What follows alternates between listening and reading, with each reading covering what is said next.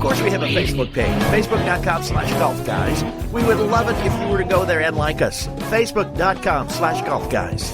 And welcome back to those Weekend Golf Guys. I'm John Ashton in the studio. We have special guests. This week it's our favorite golf ball mogul. Here we be. Steve Coulton. Whatever. OnCore Golf. It's vacation time. He's our favorite because rather than throw something together that may or may not entertain you, you're still our favorite, Steve. Hey, one of our customers recently. So here I am, John Ashton in the studio. And we got a really great show. We have three guests that we have had before, but these are all brand new conversations. We're going to start off the show with talking about a new golf course 7 years ago. It's probably one that you'll never get to play. 7 years ago, we first tripped over each other in the halls of the golf show in Orlando. It's called Grove 23, which makes sense if you stop to think about it. We're going to start this week with an in-depth conversation with Bobby Weed, the golf course architect of the best balls in their class, and a whole bunch of others. And we're going to talk about this project, a few of his other projects, and we're going to talk about some tricks that make for a great golf course design. All right? Playing your stuff. And you've heard us talk about the OnCore Golf Ball Company, right? I have a sneaking suspicion he kind of knows golf. Manufacturer up in Buffalo, New York. He does. We played and reviewed and really liked their Avant and Elixir models. We told you about them. Well, today we talked with Steve Coulton, the head honcho from OnCore, about their brand new four-piece tour ball. It's called the Vero X1. Almost 83. And if you play top-of-the-line tour-level balls, which you should, just an incredible you should give this one a try. At least hear Steve explain how it works, okay? And we couldn't be happier to be partnered with him. Whoa. I always wanted to shoot my age, but I don't think I'm going to live to 102 from that point on. And finally, have you ever visited the Golf Heritage Society X1 that you just mentioned? It's brand new. It's just the tour level. We've had Dr. Bern Bernacki on before. He is the president of the Golf Heritage Society. You go there at golfheritage.org and you'll learn a lot about the game, the history of the game, and some of the more interesting personalities. One like John Brooks Dendy. Dendy was an African-American golfer from Asheville, North Carolina. He won 57 championships. And he got the attention of Ripley's Believe It or Nots one time because he was playing an exhibition in Atlanta, Jacksonville, Florida. That's where it was. In 1933, Dendy just barely arrived in time, didn't even warm up. He went straight to the first tee. And without warming up at all, he cut the dog leg on his drive. It was a 300, but then I started playing it, and so now it's my first dozen. Hole. It does say limited edition. Is it going to be around forever? He played the next three holes in 2, 3, and 4, all of them birdies, and finished the day with a score of 59. He had a 1, 2, 3, 4, 6 under par start. And then one of the cool stories you're going to hear, we're going to talk to Bern Bernacki, president of the Heritage Golf Society, a little later on. Stick with us, it's going to be a great show. Of course, we have a Facebook page, facebook.com/golfguys. We would love it if you were to go there and like us. Facebook.com/golfguys. Stunning. You don't have to with your golf game, fall in love with the Pete Dye and Donald Ross courses at French Liquor Save him, John, because what the heck, you're just Our going to lose him otherwise. Golf packages are the way to go. I'm going to tell you a story, casino and spas, and I'm not going to make any claims. I'll let you make the claims, but I also recently just got a brand new driver, and it was fitted to me, my first ever custom fit golf club. They hooked me up. I went to Club Champion, and they hooked me up with a Callaway Maverick. I have been finding in the 2 weeks I've been doing playing business with in the age of COVID-19 has got to be different. Drive has you need a leg up, and I've got 20 to 30 got the yards. perfect I used to be thing like for you to every. do. All right, First off, I'm not going to tell you how old I am, but I can get the senior discount at McDonald's with clients and prospects. But now average drive's you been can't go out and actually meet potential clients and prospects in the age of COVID-19 and do the networking and hand out the business cards and all that. 235 to 240. I have two tools that will expand your business, even in this age of don't touch me, go away. It's COVID-19 restrictions. The first one is golf. The social distancing is still there in golf. You can play golf. You can take customers and potential customers out to play golf. Build trust quickly. Doing that math, also, I couldn't believe it. It was 270-yard drive. Tool. I've never hit one of those in my life. It'll allow you to engage faster with all those potential the clients, ball flew, giving you more time to play golf with them. I see how this allows me to play golf. I mean, you help me to increase my business. How does it improve my golf game? Let me tell you, we'll work that into. But when you register with my Go cards to help increase your business engagement and growth, how did you do that? I'm going to throw in a special deal. So I think the combination of the club, which gave me the first more, 100 who sign up. So if you want to receive your My Go card, I magically learn how that special video from Jeff, or anything like then that. text Golf Guys to 64600. Again, text the word Golf Guys. One word, no spaces. 64600. You'll get a text with the info about this amazing tool. And when you register, we're going to send you Jeff's amazing video. That little extra yardage Golf Guys, and the control on it's incredible. We're getting, people just started getting their early shipments of it. and the reviews coming in are really positive. And welcome back. We are those Weekend Golf Guys. I'm John Ashton in studio and sitting in a golf cart out in the middle of a golf course or a potential golf course. We're going to make it in colors. Hard or is white the only choice? Bobby Weed, golf course architect supreme. Bobby, first off, welcome back to those Weekend Golf Guys, man. Thanks for making some time for us out there. The younger guys in the office want more and more colors. So now you're a protege of Pete Dye. You've been doing a lot of not only original design work, more traditional but renovated golf work. And I wanted to talk about that for a little bit. How hard is it to go into somebody else's golf course and make some changes? Our sales are it's complicated, but it's not either complicated. Yellow or matte lime green. It's easy so it's to go see what's definitely wrong. Something we're going to add. Just right now, we've got it available in white and Vero, but both the Elixir and the Avant. So it's fairly easy to ride around a golf course. How do you break down the market for the three models you've got now? You can typically go in on an existing golf course with some help from the superintendent. We tend to promote the Avant for members. Slower swing speeds, some of the beginners, bottlenecks, some of the problems, some of the issues, whether it be agronomic, whether it be playability, $20 a dozen, you can't go wrong. Right. So if you're a lot of it someone is that fairly obvious. Is worried about losing a lot of golf balls or spending a lot of money. Sometimes you need to it's a phenomenal get a drone ball. up in the air and get some footage and study it a little bit. The best way I found is to play the golf course and get more intimately familiar with the golf course. We used to just have the Elixir. There's no better substitute than now with the playing Vero, a golf course. You that can ride ball it, we can kind of you can walk gear it, for the faster swing speeds. Play it, you don't get the full not to feel. say someone Every golf course has some flow a slower to it, swing but speed typically isn't on going to see renovations, benefits of it. It's just I think when we had the Elixir golf course that's been designed that by was a somebody phenomenal that's still tour living ball for without, slower swing first players. letting them know that I'm coming on site. It's just faster professional swing, courtesy. Sure, a lot might of have been a little handicapped by it, anymore, but not anymore with the Vero. It's hard to fully understand what their intent is. But every type playing of the golf course typically brings and draws that out. Market share has been, but nonetheless, increasing geometrically with you guys. And you come down and take a look at it. I didn't see anywhere. Now I see everywhere. Club contact the architect. Yeah, we might be following you around with some of our retargeting is the right thing to do. And then you can make some suggestions and trial program where for how cool was it to work with Michael Jordan? Very cool.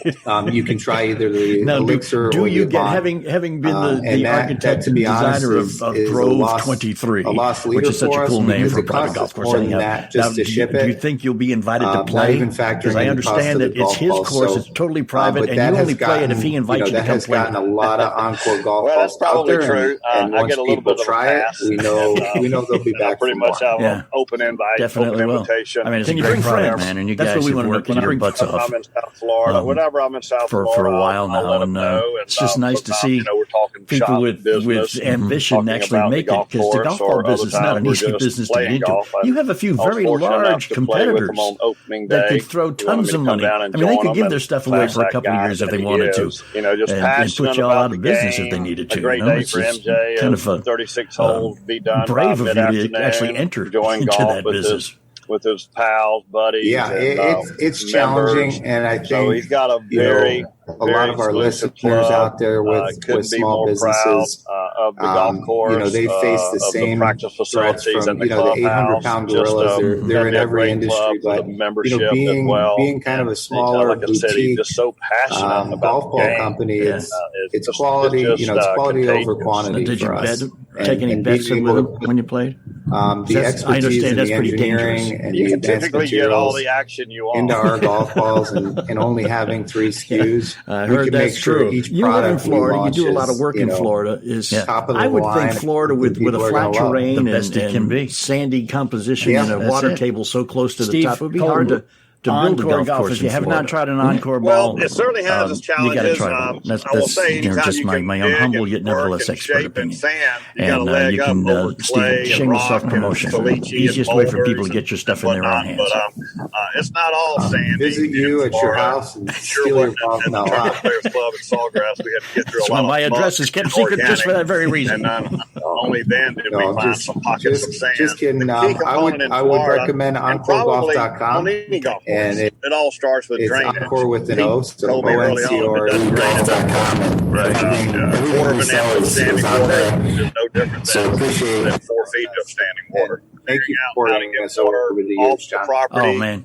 It's been a pleasure. It's just nice to know that you can participate in some way with someone's success, even if it's just watching them grow. I had a great mentor in that respect. Couldn't have been any better, but it doesn't matter. You're going to have your challenges their families' kids grow up. But anyhow, it's been a pleasure working with you and continue working with you hopefully throughout the coming years and continued success to you and the company. You got anything else on the drawing board, or are you going to take it easy for a while and just try to make these 3 SKUs work? Incorporate that into the design. That's the challenge, because every property is different. Every golf course is different. We're not building tennis courts, on something new. So every time you move to a property, it's going to be unique. AI technology in golf. Do you have a particular favorite geographical area of the country to work in? Golf Boost. It has to be a little biased. When we're working on some things in the junior club market. I'm always going to prefer a pile of sand to work in. I don't think anybody would tell you any different. Our genius that's in my business. Which will have the advanced electronics and technology inside it. You're going to have more taking a little longer than we'd like, but we're making some progress on that ball as well. So there's never a shortage of things for us to work on. Was great, but it was totally built on sand. Keep on keeping on, man. Steve Coulton, USGA, and again, saying they wanted to play the U.S. Open there. OnCore Golf. Gentleman who owned it said, "Get yourself a dozen." I didn't make up the name Wild That little sleeve program. This is sand. I can't have 30,000-40,000 people walking all over my golf course. Was that Raymond's Venture? I think so. Really appreciate it. Thanks, John.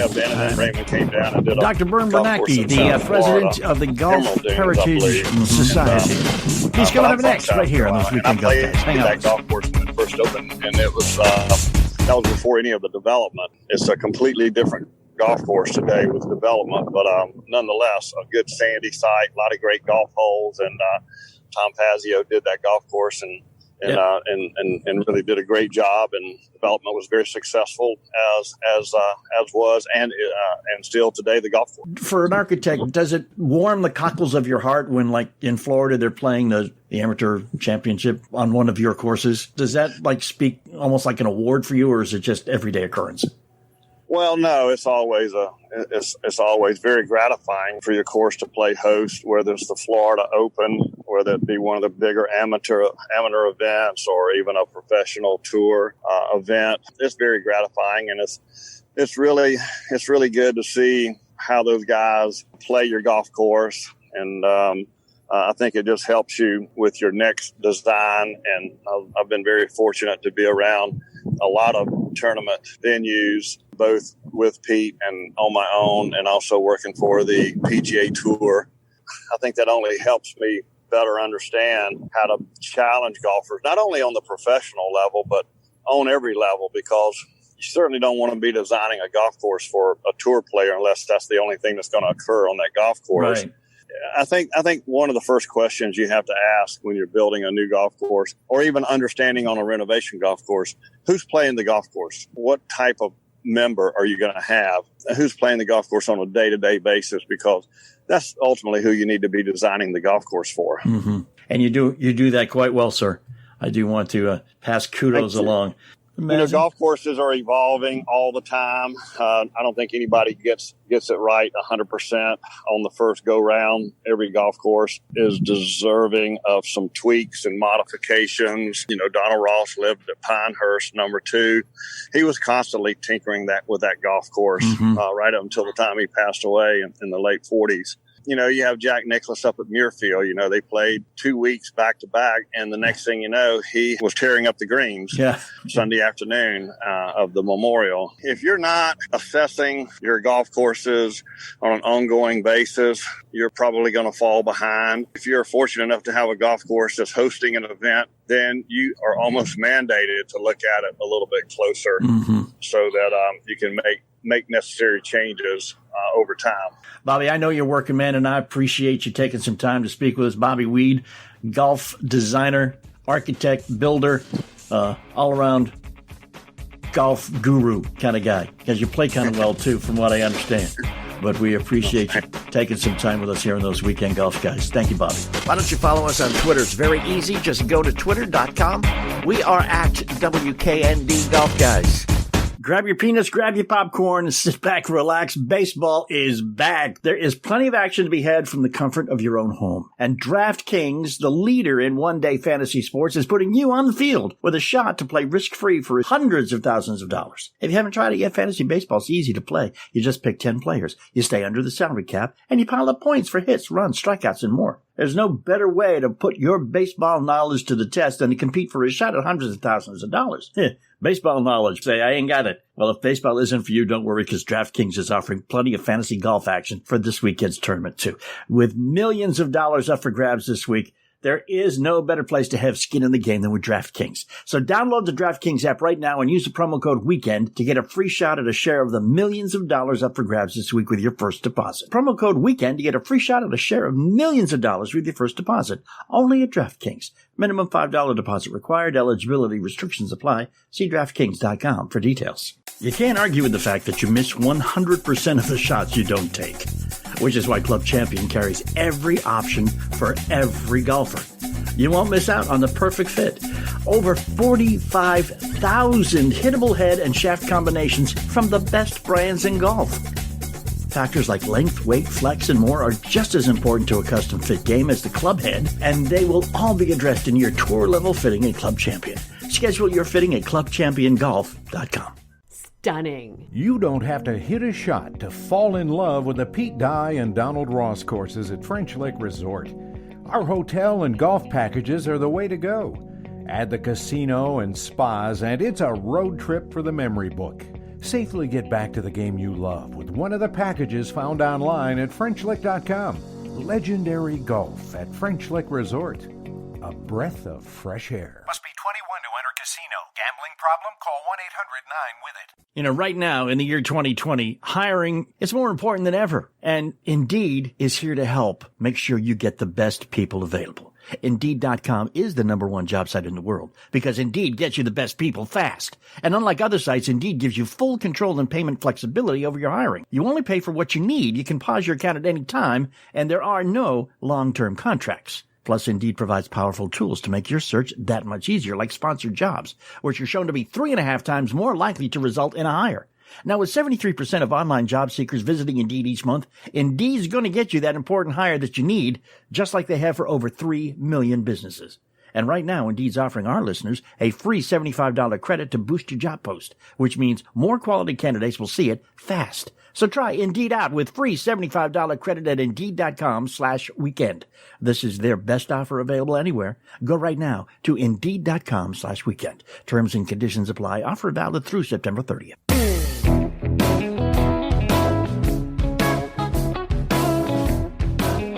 Of course, we have a Facebook page, Facebook.com/Golf Guys. We would love it if you were to go there and like us. Facebook.com/Golf Guys. And welcome back, those Weekend Golf Guys. I am John Ashton in the studio. We have a special guest, our favorite golf ball mogul, Steve Coulton from OnCore Golf. He's our favorite because, admittedly, he's the only golf ball mogul we know, but still, you're still our favorite, Steve. One of our customers recently asked me to sign one of the new Vero X1 balls, so I did feel like a legend and a mogul there. I probably devalued the golf ball there. Yeah. So was it 7 years ago you started? Or 7 years ago we first tripped over each other in the halls of the golf show in Orlando? Probably closer to 8. 8, okay. And in that 8 years, you have developed at least 3 of the best balls in their class available anywhere. You've impressed golfers, both amateur and professional. I mean, you guys got Gary Player playing your stuff and saying great things about it. And I have a sneaking suspicion he kind of knows golf. He does, and he's still, breaking his age by too many strokes. He's, routinely shooting par at 80. He's almost 83, and just an incredible ambassador to have. Ton of credibility. We couldn't be happier to be partnered with him. Yeah. I always wanted to shoot my age, but I don't think I'm going to live to 102. So that's a problem there. The Vero X1 that you just mentioned, it's brand new. It's just the tour level. Is that how you would classify it? Tour, definitely a tour quality golf ball. We're launching it at $39.99. Okay. For the price point, but it's a 4-piece golf ball, cast urethane cover, perimeter weighted, with our unique patented technology in that mantle layer, which for the average golfer, for the better golfer, just means more forgiveness off the tee, more fairways, more greens, better scores, and it's just a phenomenal all-around golf ball. Yeah, I got my first dozen, and I say my first because normally I say I got a dozen, but then I started playing it, and so now it's my first dozen. It does say limited edition. Is it going to be around forever, or is it just like the box artwork that's limited? Yeah, no, it's kind of like the first run, if you will. And then once we do our second production run, it won't have the kind of experimental limited connotation on it. So I should keep this box. It may be worth money down the road, huh? With your golf game, sure. Yeah, save him, John, because what the heck, you're just going to lose him otherwise. I'm going to tell you a story, and I'm not going to make any claims. I'll let you make the claims. But I also recently just got a brand new driver, and it was fitted to me. My first ever custom fit golf club. They hooked me up. I went to Club Champion, and they hooked me up with a Callaway Maverick. I have been finding in the 2 weeks I've been playing with it that my average drive has expanded by about 20 to 30 yards. I used to be like every, I'm not going to tell you how old I am, but I can get the senior discount at McDonald's if I need to. Okay. My average drive's been like, 210, 220, like most amateur, recreational golfers are.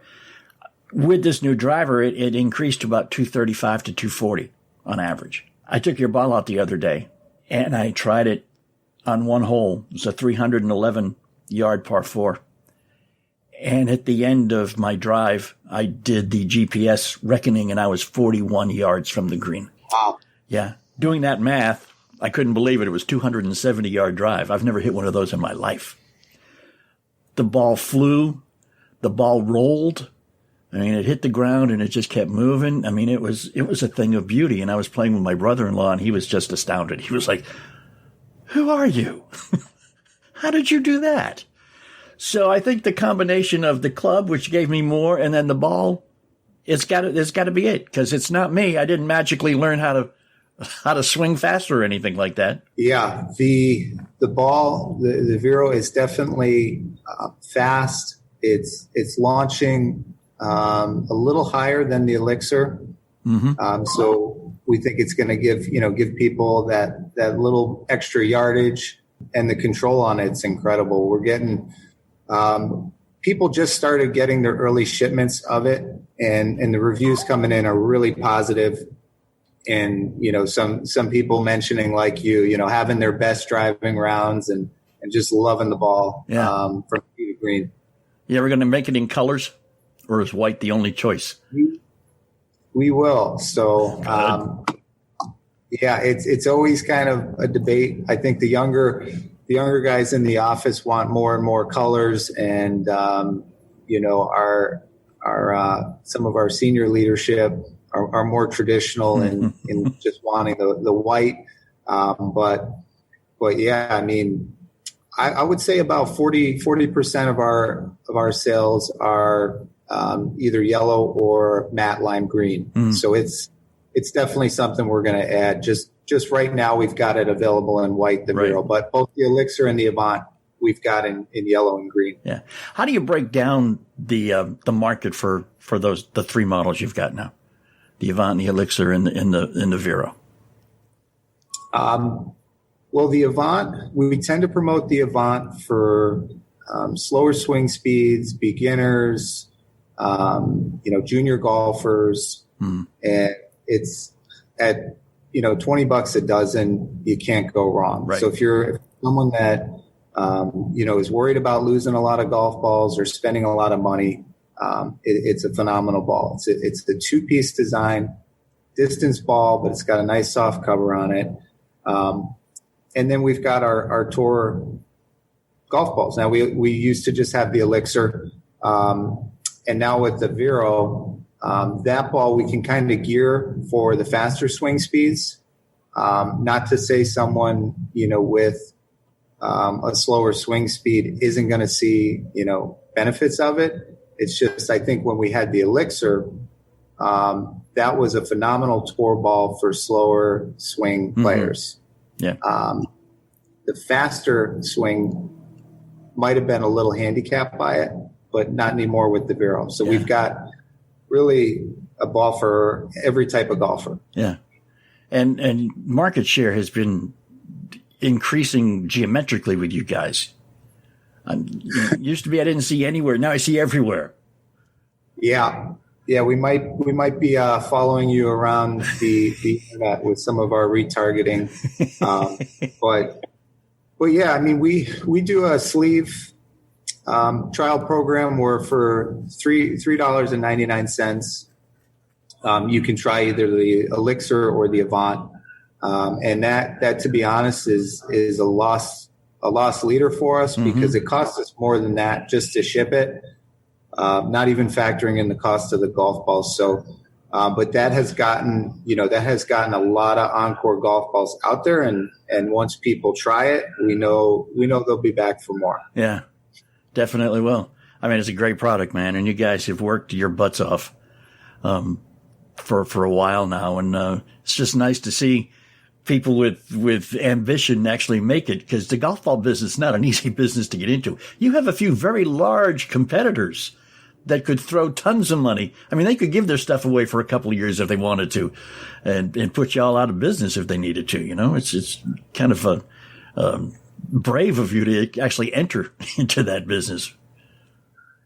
Yeah, it's challenging, and I think a lot of our listeners out there with small businesses, they face the same threats from the 800-pound gorillas. They're in every industry, but being kind of a smaller boutique golf ball company, it's quality. It's quality over quantity for us, right. And being able to put the expertise and the engineering and the advanced materials into our golf balls, and only having 3 SKUs, we can make sure each product we launch is top of the line and something people are going to love. The best it can be.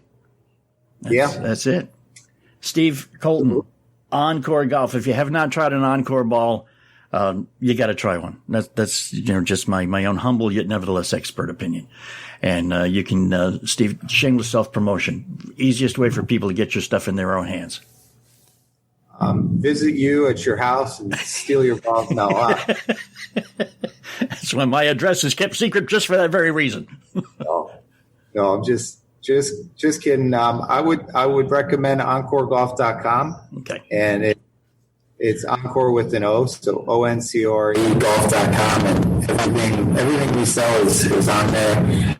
So appreciate you promoting us, and thank you for supporting us over the years, John. Oh man. It's been a pleasure. It's just nice to know that you can participate in some way with someone's success, even if it's just watching them grow.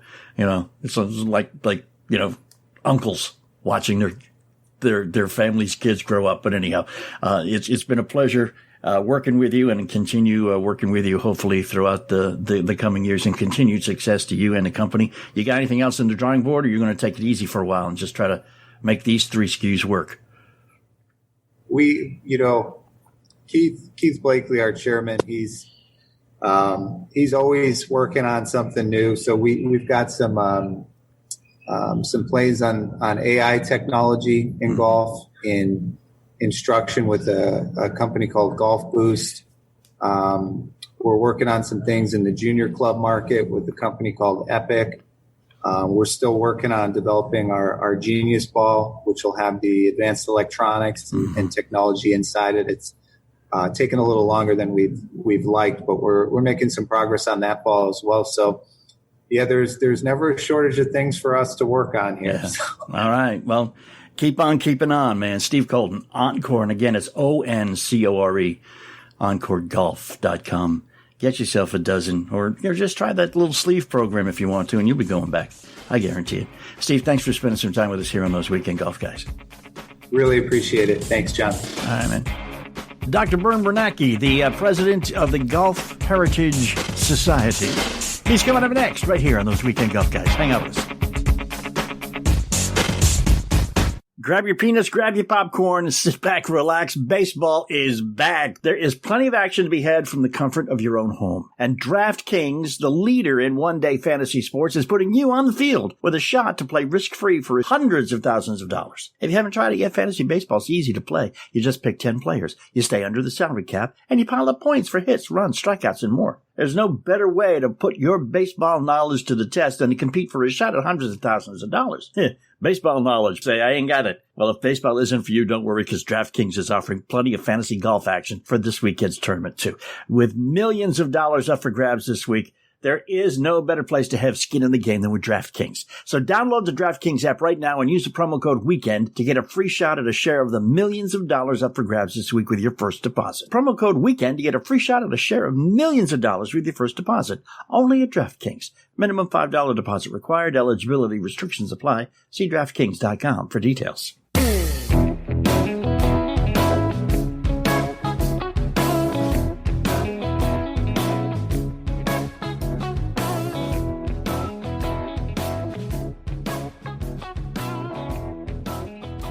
And welcome back. We are those Weekend Golf Guys. I'm John Ashton in the studio. Have a guest with us, Bern Bernacki. Shall I put the doctor in front of it, or do you just want to go by Bern, sir? Bern's fine, Dr. Bern, whatever. Depends on what you're asking. Yeah, that's it. I got you. And we don't want to ask for any free medical advice either, because, we've just been, we have gotten our fill of free medical advice in the past few months, man. Okay. We're just going to talk about golf. You are the head honcho, the Golf Heritage Society. And we had you on about 4 or 5 months ago. Things have grown for you guys since then. Yes, John, thanks for the opportunity to be with you today and your audience. We've been very, very busy with the Golf Heritage Society. The most important thing that we've done is reinvented ourselves with our new website. And our website is much more enjoyable for our members, more welcoming to our guests.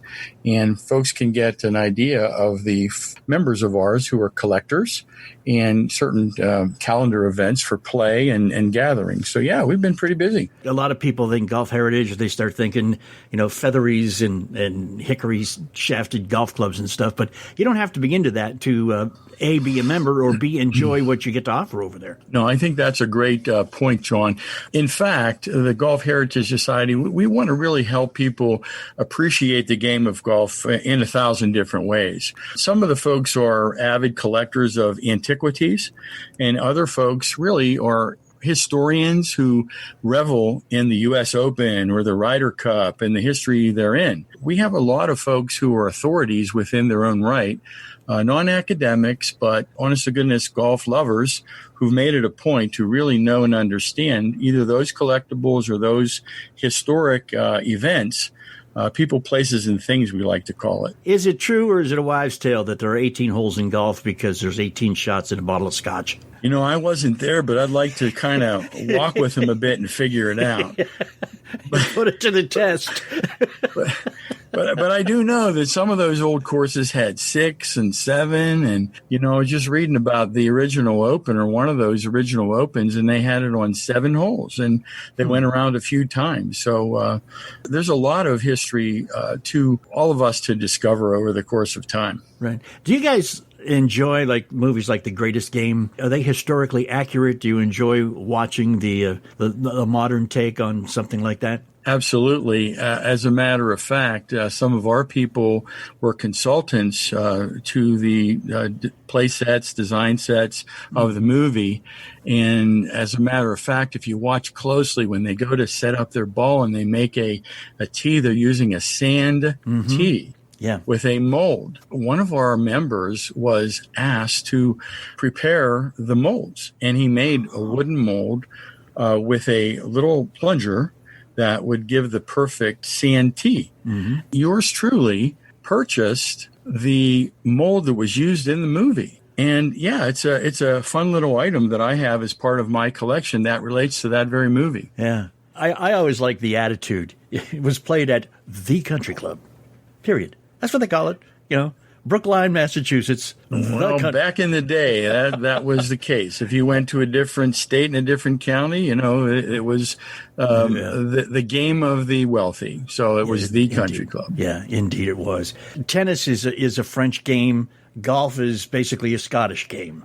And someone once told me, you got to remember when you call golf a game that the same people invented golf and called it a game that invented bagpipes and called it music. So it's a heck of a point. Yeah, so now, before we went on the air, you were talking a little bit, I think, a very interesting story about Connor Lewis. You want to reiterate some of that for us? Connor Lewis is a historian, and he's one of those fellows that dived in deep and learned a lot about the old game and equipment and those kind of things. Mm-hmm. And he's a member. He's coming on our board, and he's a director of a group called the Society of Golf Historians. He's gotten together with a few thousand of his Twitter and Facebook pals to, again, talk the history of the game of golf. It is fascinating how, I guess, ancient would be a proper word. I mean, we're talking, 1300s? There was some semblance of the game being played?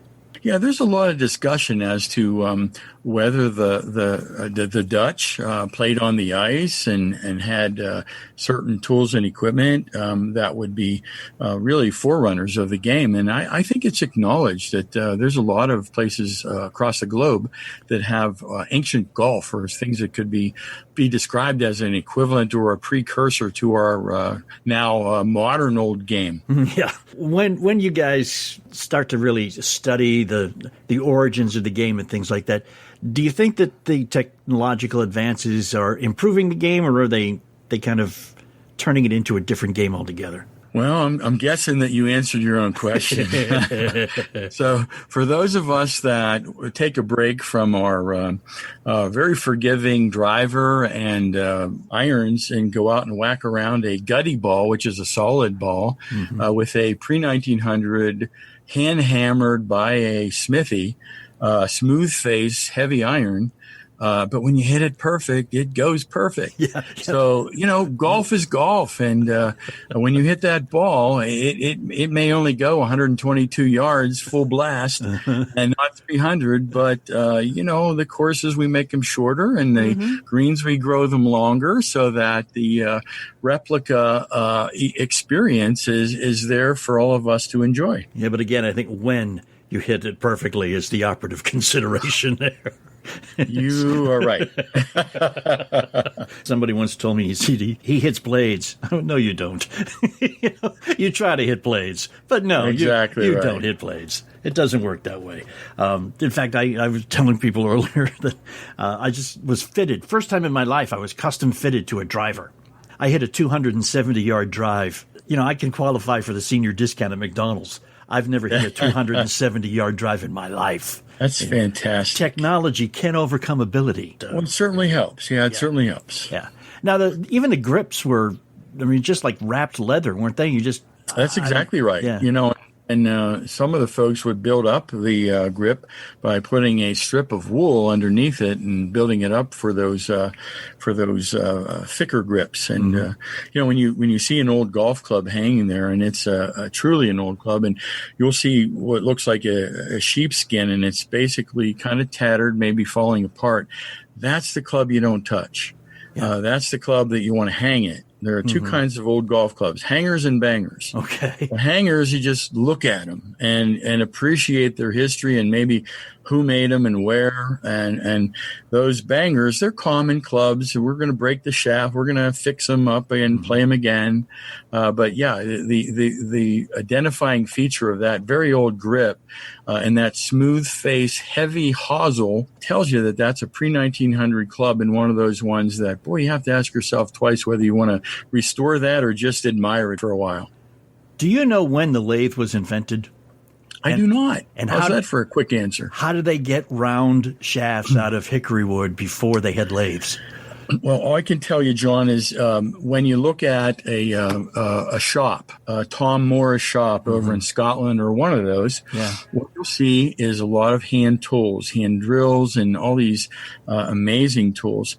And at a yard sale just this past week, I happened to see something that had about a 1 foot, 2 handles, and a sharp blade facing me. And my wife said, "What the heck is that?" And I said, "Well, if you put this on a block and you just draw it toward yourself, it's a hand planer." Mm-hmm. And before they had the lathe, that's what they used to make those shafts. Wow. So took a while. Getting a set of clubs in the pre-1900s, 1800s, 18th century, I mean, it had to be a work of love, basically, on the part of the guy who built it. And pride, my friend. Yeah, that's why those stamps are on those old woods, those long nose and those irons, and why those families, the Forgans and the Morrises and such, they're quite proud of their work. Yeah. I used to know before he passed Mike Just here in Louisville with the Louisville Golf Company. You folks still have some sort of relationship with the company, don't you? Great friend, Michael. Michael and I played in a tournament against our Canadian friends, and on the 16th hole, the drive went a little to the right, and the 17th hole, not as far and a little further to the right. Michael said, "Give me that club, Bern. I made that club, and I think you broke it a hole ago." And I shouldn't have let you hit that last one. But yes, Michael has passed on, and the company survives. Mm-hmm. Louisville Golf is taken over. Its company is still making clubs, both the old clubs for us in replica form and the Persimmons and Blades clubs as well. Right. Yes. And they still have the Persimmon driver that Payne Stewart used to win, I think it was 1999 U.S. Open. The last one actually. Persimmon clubs were really used. Well, I'm just going to throw one plug out there for Louisville Golf and Jeremy Wright. He's a brilliant young man, an exceptional player with both the Hickories and the modern game. And, Michael invited us all to a tour of his Louisville shop where all these clubs are made. And it is fascinating to see how those fancy-faced clubs were made, the shafts for the wooden clubs were made, etc. Just fascinating stuff. Oh, yeah. I took a little tour myself a bunch of years ago, and it was like, wow, the workmanship. I couldn't see playing with it. I mean, I'd be afraid I'd break it. And it would just be... It would be a catastrophe. Again, I would just buy a set of clubs and just admire it from them. Well, you know what happens when we break them? We just fix them. Yeah.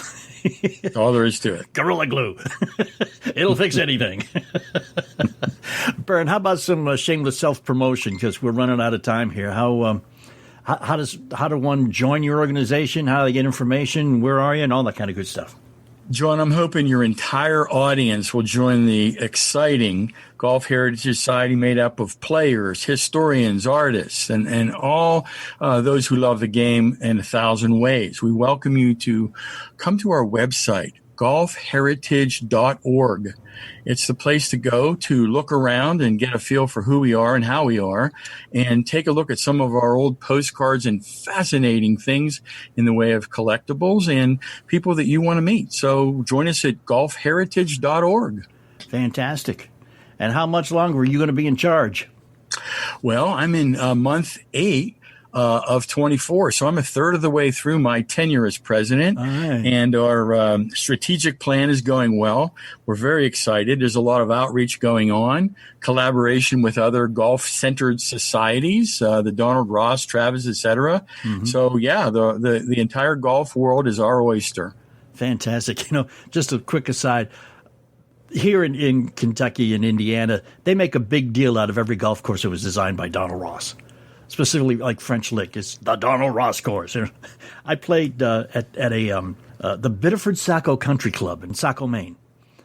They have a little plaque on the first tee. It says the first 9 holes of this golf course were designed by Donald Ross. And that's the only mention. It's not on the scorecard. It's nowhere. And it's just like, okay, well, it's in New England. It's probably one of about 487 golf courses Donald Ross designed in New England. And that's he did a lot there, yes. Yeah, that's just the way New Englanders are, If it's important to you, you'll know it, and that's what counts. But Dr. Bern Bernacki, who is the president of the Golf Heritage Society. Our door's always open, Bern. Come on in anytime you got anything, because we love talking golf, modern, ancient, in between, whatever. Well, we'll think up something for next time, John. Thanks so much for having me. You're quite welcome, and thanks for spending some time with us here on Those Weekend Golf Guys. And hang out. We'll be right back. Would you like to get all this stuff a couple days early and totally commercial-free? We can make that happen. Patreon.com/Golf Guys. Patreon.com/Golf Guys. For as little as $1 a month, you can become a sponsor and a patron, and we would appreciate it immensely.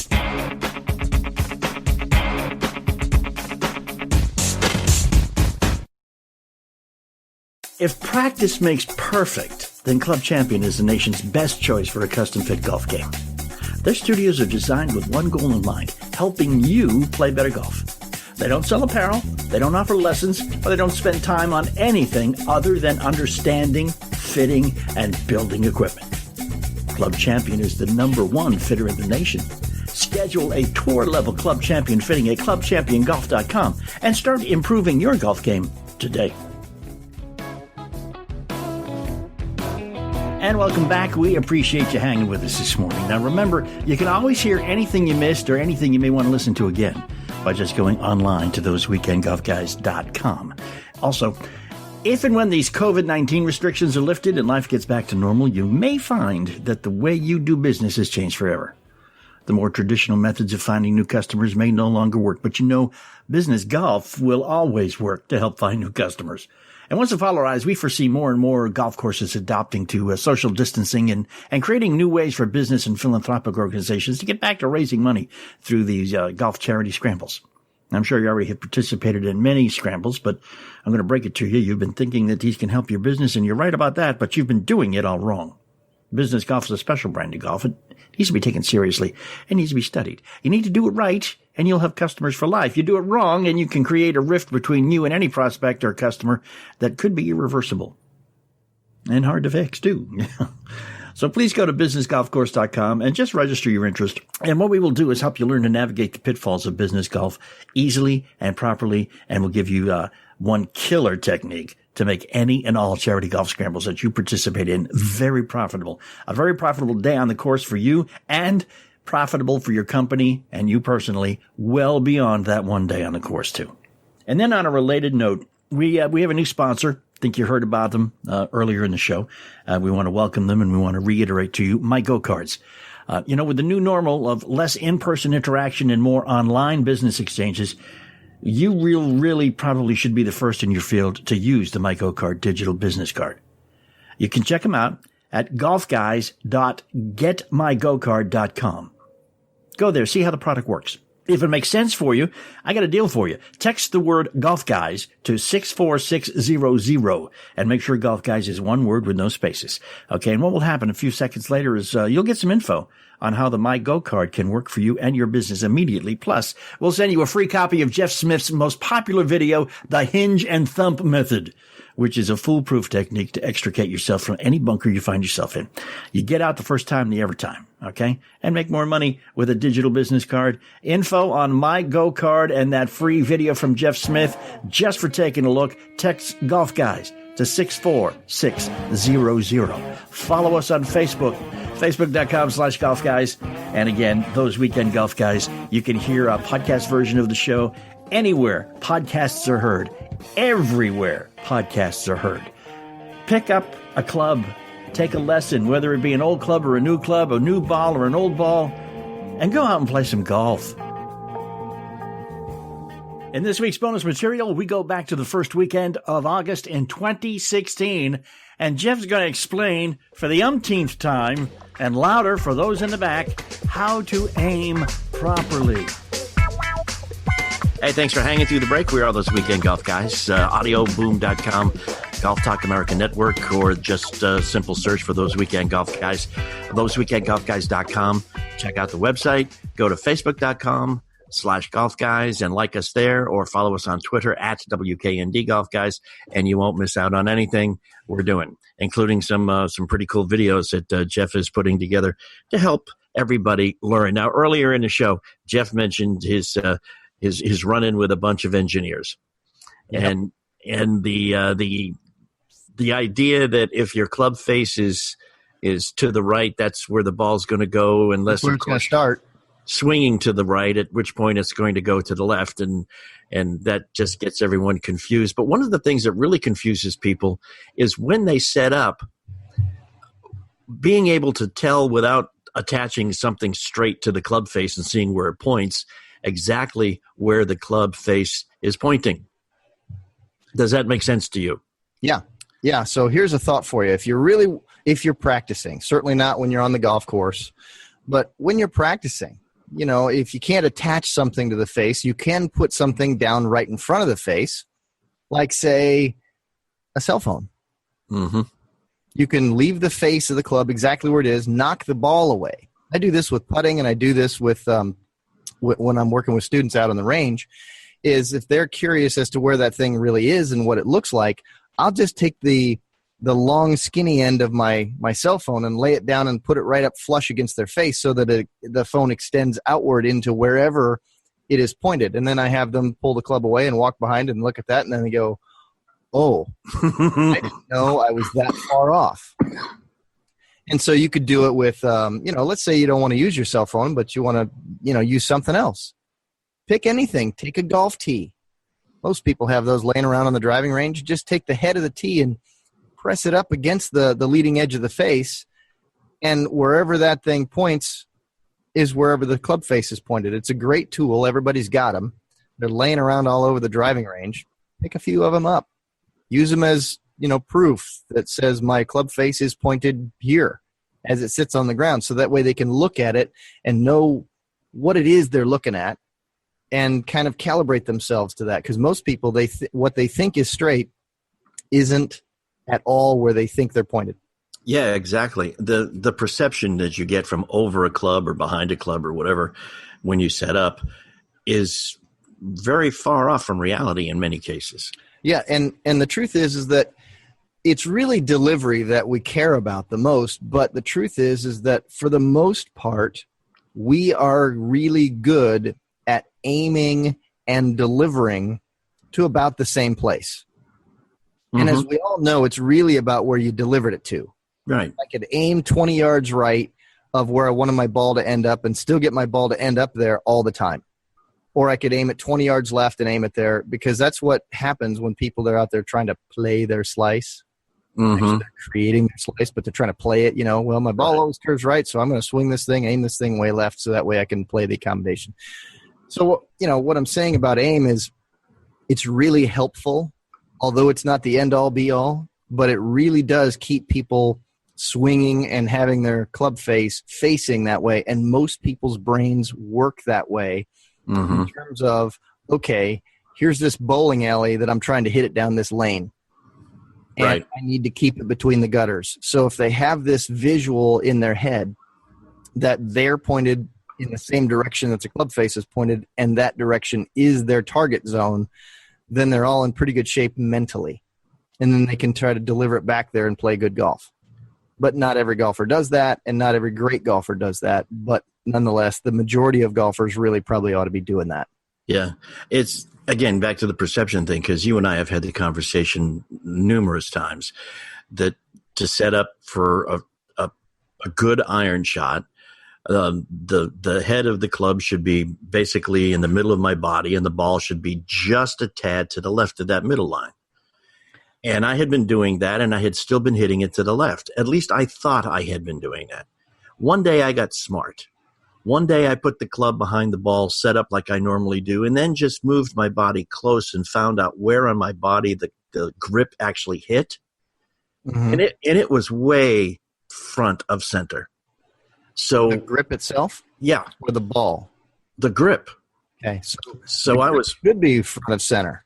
Well, when I held it straight, not when I was setting up to hit, but when I held it straight to see where the club was, it was the only, because the club head is not good. I'm not going to get down that low to see where the club head is touching my body.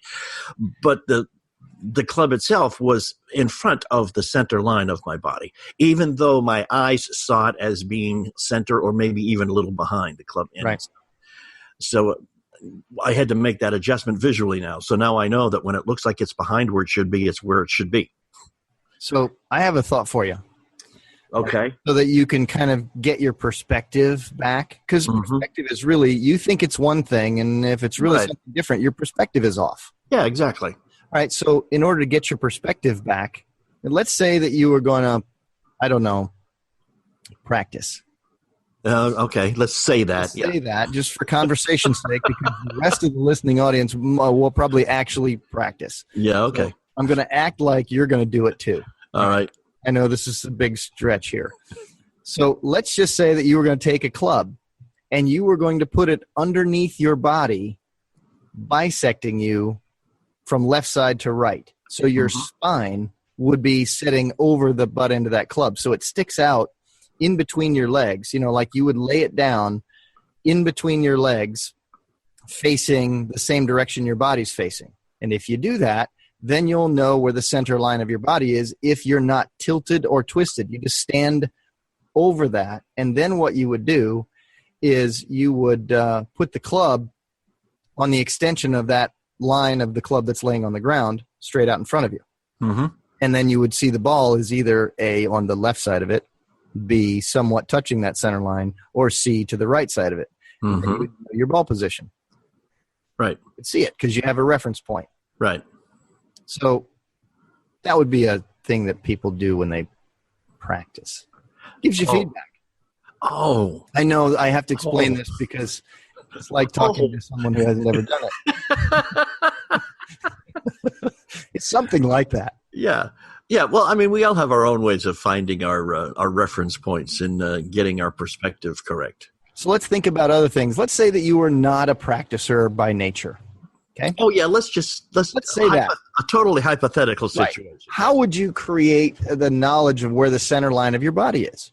Well, let's see. Let's mark some points on your body that you know are in the absolute center. Okay. Your nose, your mouth, your chin, belly button, your throat, your sternum, your belly button, the zipper on your pants, and then you'd go right out from there, right? That's pretty simple. Yeah. That's the center line of your body. Yeah.